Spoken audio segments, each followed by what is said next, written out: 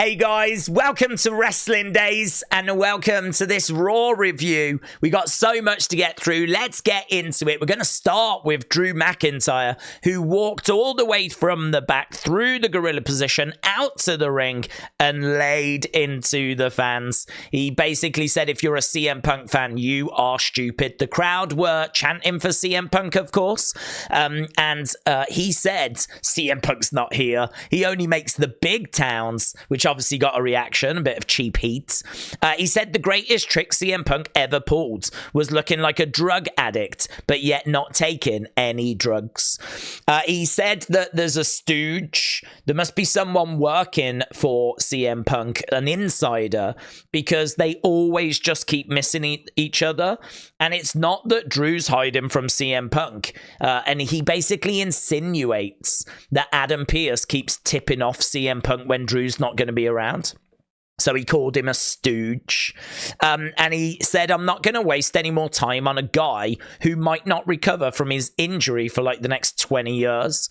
And he went on to call the CM Punk fans stupids, right? He also called Damian Priest a paper champion. And then Damian made his way out. Now, it was pointed out by Daniel that Damian was not wearing any purple. I don't know if Damian always wears black and purple, but I thought it was a very good observation on our live stream, because I do think they are moving Damian away from the Judgment Day slowly but surely. We know that he didn't want them to interfere in his matches. We know that he lashed out at them. He then apologized, but they're not going to take that kind of abuse too many times. Now, if he's not wearing like the colors anymore, that might be another indicator. And I think fast forward down the line, we are expecting him to be kicked out of the Judgment Day, or maybe him to kick a few people out himself. And so it's going to be very interesting to see this unfold and watch this unfold. But at the moment, he seems to still be with them. And we did see some backstage segments with him and Judgment Day, but they were nowhere to be seen here. He came out and basically Drew said, look, I've heard about your inspirational story. You deserve all the success. You just don't deserve to be champion. And Damian was like, well, let's explore that, shall we? Because I did cash in on you, but you're the one that stopped me from cashing in before that. You're the one that stopped me cashing in before WrestleMania. And it is true, Drew did stop him a fair few times. He says, you made Punk at WrestleMania more important than your wife. You got whooped by a one-armed man. And he was basically saying, it's not my fault I then cashed in. Of course I did. So he said, look, if you want a title shot, you've got it. And this really surprised me because I thought Drew Damian was going to be Clash at the Castle. But as James pointed out in our live stream, maybe they do it now. Maybe CM Punk costs Drew. Maybe Drew gets another opportunity at Clash at the Castle. He wins it at that place, right? I mean, he'll be the hero in Scotland. So maybe he wins it in Scotland. And then he takes the title to SummerSlam, where he defends it against CM Punk, which I really like. And I can't believe the build that this match has got, because pretty much from the moment CM Punk returned, we saw Drew storming out the arena at Survivor Series. And pretty much from that moment, Drew's been going after CM Punk. CM Punk, of course, has fired back at times as well. The build for this match is huge. And I can't believe that we are, potentially going to be getting it at SummerSlam.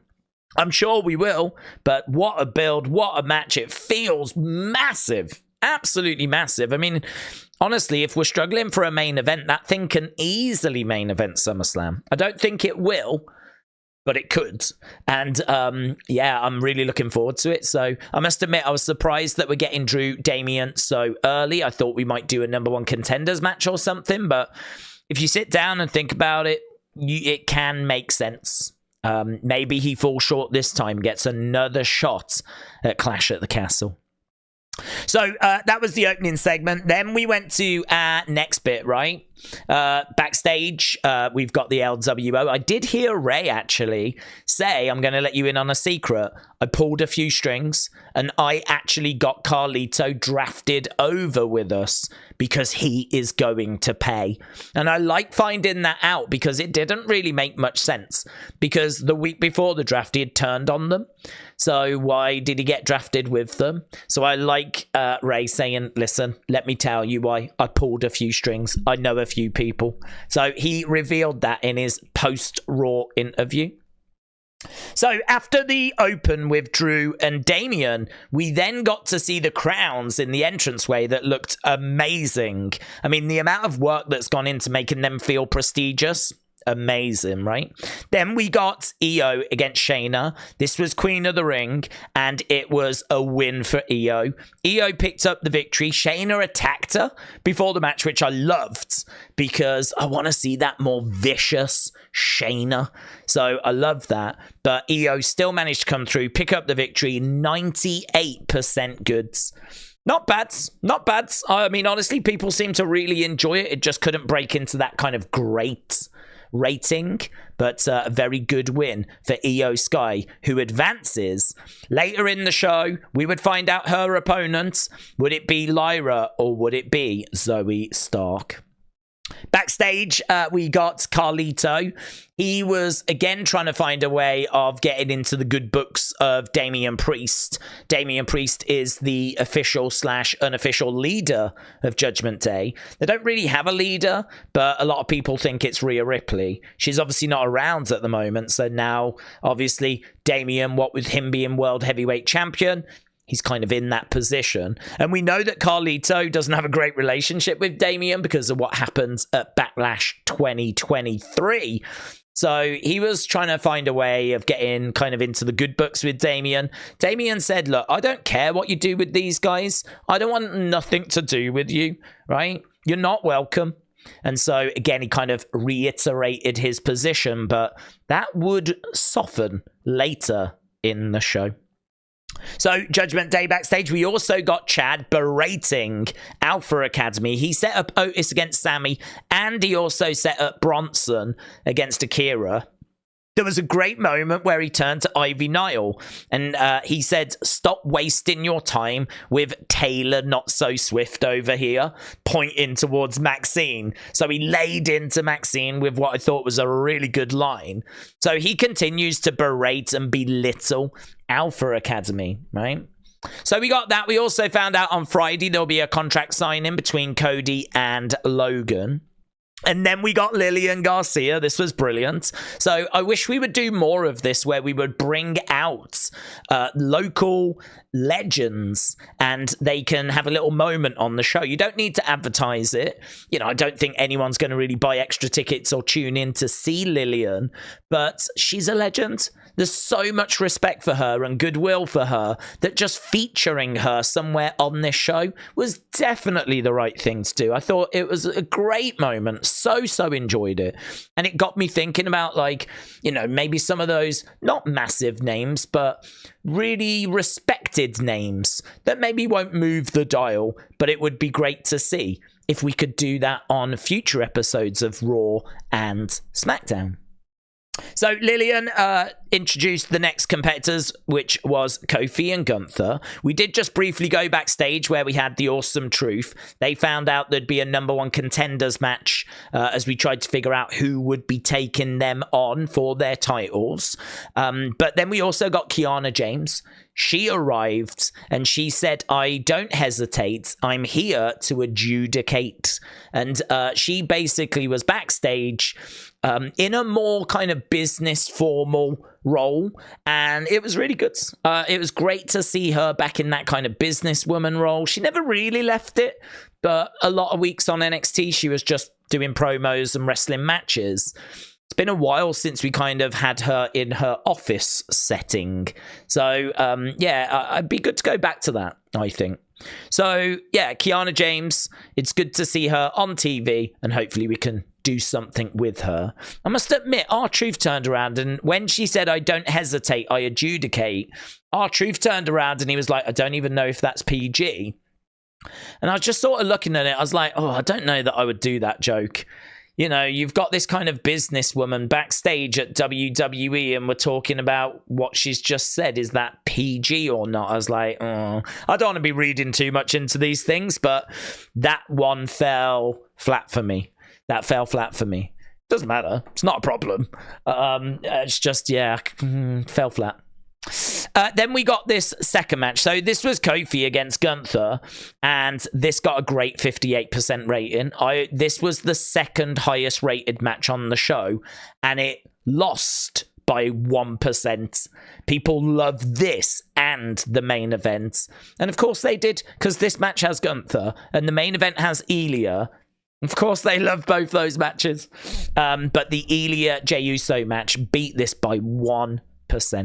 So this was Gunther against Kofi. It got a great 58% rating, and Gunther picked up the victory. So Gunther advances. Backstage, we had Liv. She was interrupting Lyra and basically asking her about Becky, asking her why she's such a bad person. Becky overheard, and we got the worst punch, man. This punch backstage. I mean, Becky misses Liv on purpose. She doesn't really want to hit her. But to be honest, a slap would have been so much better.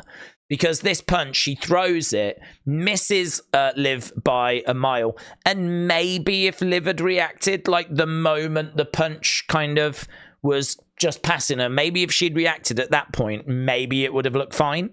But the punch comes in, Liv doesn't react, and then she reacts to it. Like, she sells it so late. And I'm not having a pop at Liv, right? I know some people are saying it was the punch. Some people are saying it was the camera angle. Some people are saying it was the selling. I'm not bothered. It just looked rubbish, right? It really looked poor. So it's one of those. Not everything's going to land. Not everything's going to be perfect. It looked off, and you know, we move on with our lives. So that was a backstage moment that we got. So Gunther progressed. Later in our main event, we would find out would it be Ilja or Jey that he would face in the next round. Then backstage, we got Karrion and Kofi. So Karrion went up to Kofi and said, "There's always more time." And Xavier arrived, and it was like, "What's that about?" And Kofi was like, "I don't know." But it feels like they're teasing a feuds. Then we got this. So this was Akira taking on Big Bronson Reed. This was a squash win for Big Bronson Reed. And Chad would berate Akira after the match. So a squash. It didn't even get scored. It was like 2 minutes long, if that, right?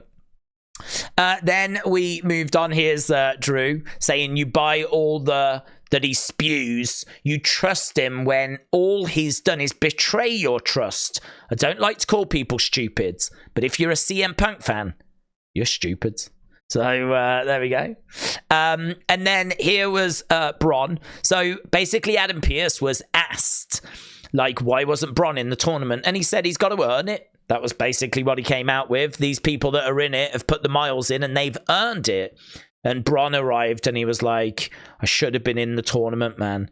You're not protecting me from them. You're protecting them from me. It was really good. Really, really good. We also got Ludwig backstage. He was shooting on Sheamus, going off on Sheamus. And so it really felt like that was going to be a match down the road. So that then brought us to our next match. This was Zoey taking on Lyra, and this got a good 96% rating. Look at that crown. That is insane, isn't it? Look at that crown. The amount of work and prestige. I mean, like, that just looks stunning. That looks and feels like a real prize. I look at that and I'm like, well, if the winner gets that, I'm not too down on that. That's amazing. It looks beautiful. It looks prestigious. I just hope the booking of whoever wins these tournaments is as good as that crown looks. Fantastic. Killed it. So then we got to this match. They did fantastic. It only got a good 96% rating. It couldn't break into that great bracket. Still, though, people enjoyed it. And Lyra progressed. That means that both Shayna and Zoey got eliminated. And what was interesting is that they teased that changes were going to have to come in following those exits. So both Zoey and Shayna not happy, as you could imagine, with going out in the round today. Right, so we got that. Then we got Otis against Sami for the Intercontinental. And this wasn't very long either. This was a bit of a squash. Chad kind of interrupting during the match backfired. And it meant that Otis lost. And Chad got in the ring after and pushed Otis his head and was pushing him around after. People were cheering for Otis to kind of respond, but he didn't. So Alpha Academy at the moment taking the abuse from Chad, not lashing out, not responding yet, but it's gonna happen. You can't keep laying into these people, berating them, pushing them around, abusing them verbally and physically without at some point one of them snapping. So it's gonna happen. So I like what we're doing at the moment, but no score for this because it was too short.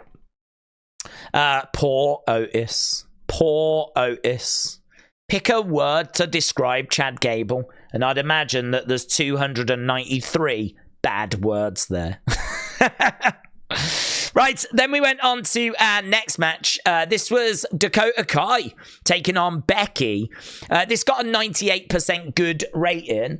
And basically it ended with Becky winning by DQ when the rest of Damage Control got involved. This brought down Lyra to come to Becky's aid and help her kind of get rid of Damage Control. And then Liv attacked Becky out of nowhere. A receipt, if you will, for what happened earlier in the show.